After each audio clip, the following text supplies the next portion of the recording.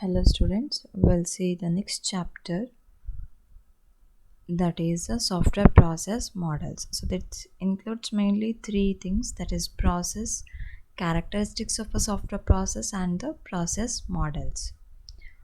So when we say a software process models, we mean that there are a certain models used to develop this software. Okay, and this we called as a software process models.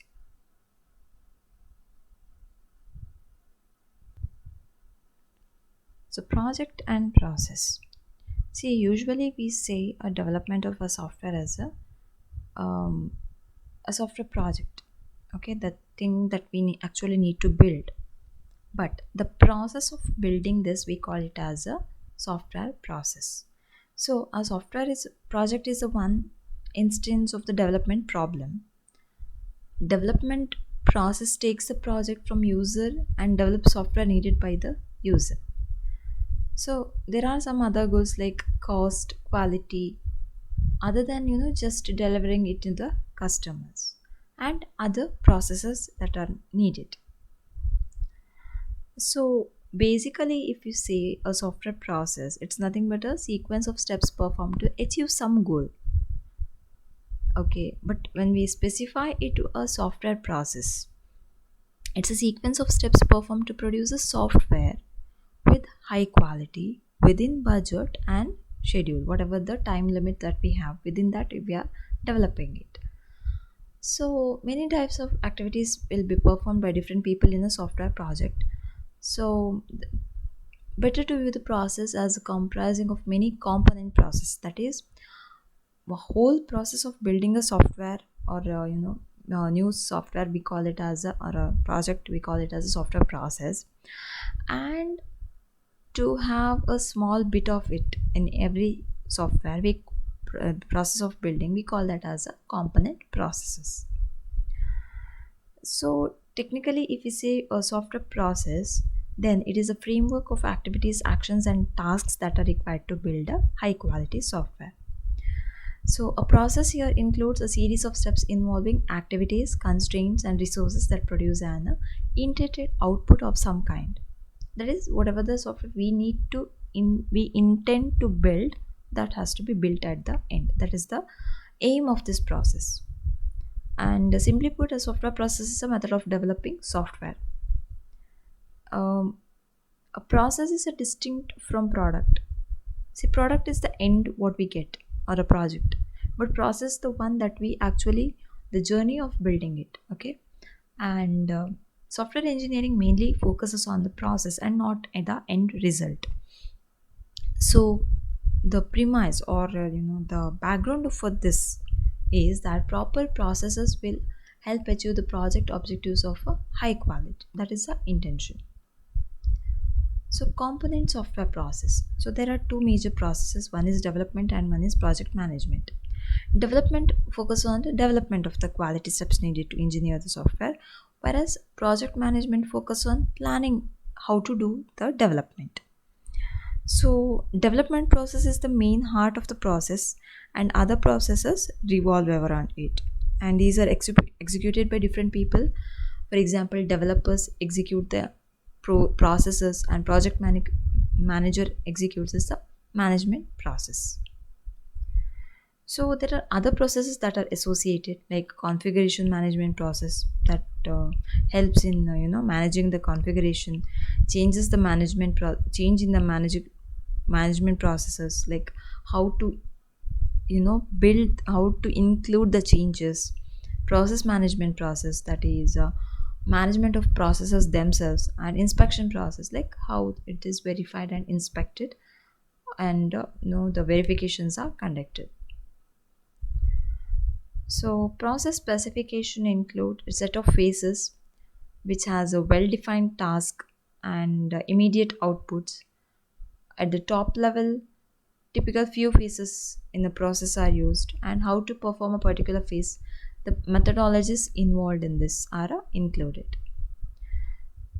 First thing is the ETVX specification. That is, um, you are having the entry and task verification and the exit. That is the entry criteria, task, verification, and the exit criteria. So that approach is what condition must be satisfied, that is for the entry, and what task has to be done, how we are verifying the information, and at the exit what has to be done, that is to exit successfully. So these are the things involved in this, and it also produces informations for the management how to exactly manage this building of a software. So it can be diagrammatically represented like this: the input criteria, so the process steps, whatever happens, and that is controlled. Verification is done again and again, and the information is sent to the management for process, as well as the output is formed by the exit criteria. So there are few characteristics of this, that is predictability, support testability and maintainability, support change, early defect removal, and process improvement and feedback. So you can understand by the names, but we'll see one by one in detail. Predictability. So what do we actually predicting the things? We know the things before, even before the things are happening, right? So that is a fundamental of any process. Like, even though we are executing is and we are getting the right answers, we need to know what could be the answer. The prediction is very important, and it determines how accurately the output can be predicted. And it is actually done with the previous experiences or failures or similar projects. From those we can get this, and it increases the quality and productivity of the system. And predictable processes under statistical control, it has some mathematical formulations for this, and there is a proof for that why we are doing this. And predictable properties within the bound around the expected value of the property of interest, that is, we know what exactly the answer should be, at least by the prediction, and we are testing it whether the system is producing this or not. Next is the support change, that is changes due to changes due to requirements change. That is, if the customer comes in between and say changes some of the requirements, then what we need to do. Organization and business change, that is some of the codes or the standards change, like because of the government policies maybe, or the international policies, some of the rules and regulations change, and according to that you didn't have to change. And changes during development also, like customer needs a change in between, and a long duration process when it happens in between the changes or the requirements change. And it should support healthy changes, whatever the if the technology is coming new, what we need to do, whatever this information or the with the information you're building this new system, it has to have a room for the changes that can be applied. Your software cannot be that hard or restricted. So that is the point here. So support testability and maintainability. So mainly it should support the testing and maintenance. You might know any software that has an that version update, or it gets for update for some, maybe for 6 months, or maybe for a year. If the software does not support it, then your software is of no use, because every 6 months, as I told you before, the old technology gets obsolete, and you need to have a new technology. So for this purpose, maintainability and testability is a very must. And the cost of this maintenance should be should should be compatible with the development. Okay. And to reduce the overall cost, development should reduce the maintenance cost also. And this is some of the percentages mentioned with that. So how the programmer should spend their time: writing the programs is around 13%, reading the programs around 16%, and manuals, like what actually need to be done. Then job communication, that exactly what has to be done, like communication within the system, what was the requirement, and is the project being built according to the requirement, and any other communication or any other things with the 39%. So taking test more resources testing takes more resources during development. And if testing is a side activity or underestimating the test efforts are a unreliable software.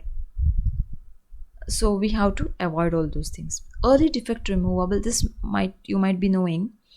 See, if we find a defect in the early stages of building, it's very easy that, or very likely that, your software produced at the end will be of very high quality.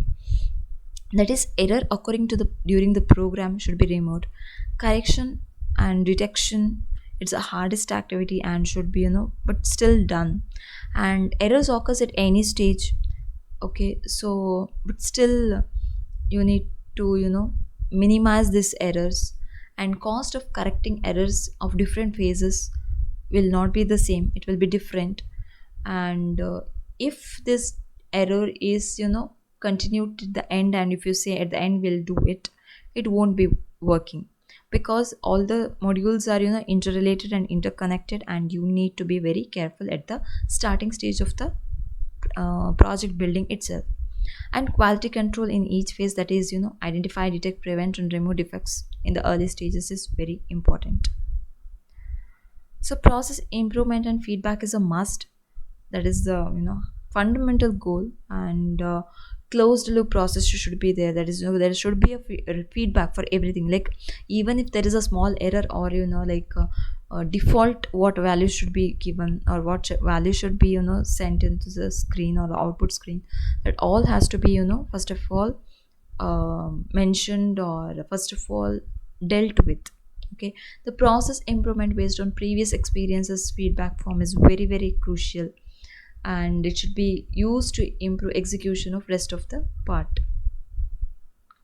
So we'll see the development process and the process model in the coming video.